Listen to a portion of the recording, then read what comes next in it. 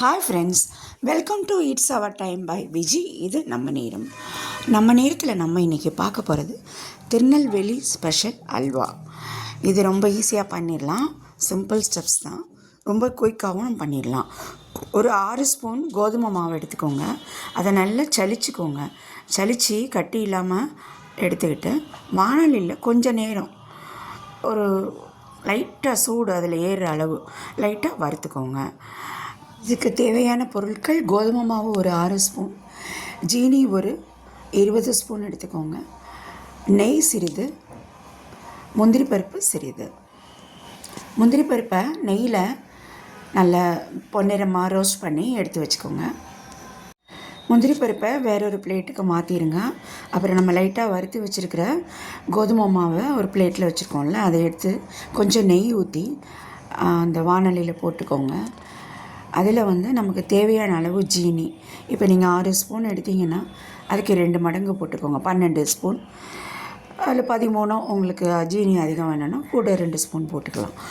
அது மாதிரி தண்ணி கொஞ்சம் ஊற்றி இந்த தண்ணி நல்லா மை போல் கரைஞ்ச உடனே கட்டி இல்லாமல் இருக்கான்னு செக் பண்ணிவிட்டு அந்த கோதுமை மாவு அந்த தண்ணியில் கொஞ்சம் நல்லா வேகணும்.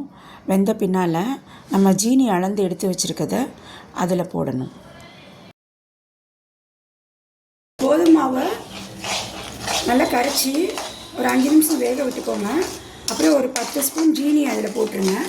போட்டு அந்த ஜீனி மெல்ட் ஆக வரைக்கும் நல்லா கிண்டணும். நல்லா கட்டியான பதம் வந்தோடனே நம்ம அடுப்பை ஆஃப் பண்ணிடலாம்.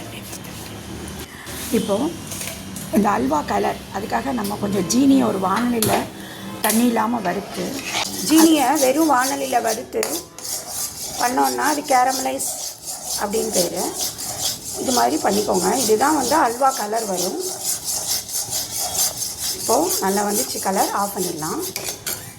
ஆஃப் பண்ண இந்த ஜீனி பாகை அல்வா பண்ணி வச்சுருக்கிற அந்த இருப்புச்சட்டிலே ஊற்றி மறுபடியும் கிண்டணும். மறுபடியும் கிண்டி எல்லா கலரும் கம்ப்ளீட்டாக மாறி அந்த அல்வா கலர் கிடைக்கும். இடையில நம்ம அப்பப்போ கொஞ்சம் நெய் ஊற்றி கிண்டணும்.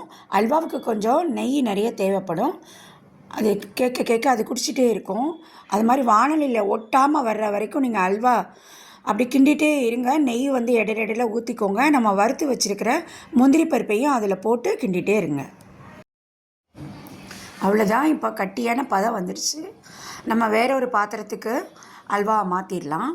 அல்வாவோட செய்முறையை பார்த்தீங்க, ரொம்ப ஈஸி தான். எல்லோரும் ட்ரை பண்ணுங்கள். அல்வா வீட்டிலேயே செய்கிறது ரொம்ப நல்லது. எல்லோருக்கும் இனிய தீபாவளி நல்வாழ்த்துக்கள்.